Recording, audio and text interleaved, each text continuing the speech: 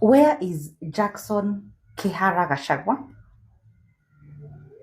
the son to the late governor Nderitu Gachagua?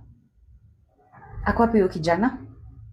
As we speak, he is serving a 20-year jail term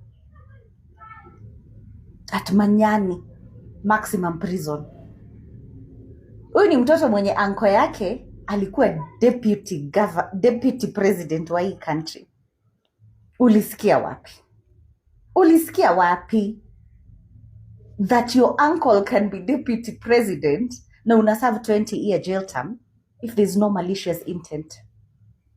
Ni sawa mmetuambia hamuku doctor the will, it's okay, but huyu mtoto anafanya nini jela? What is he doing in jail? For driving his father's car?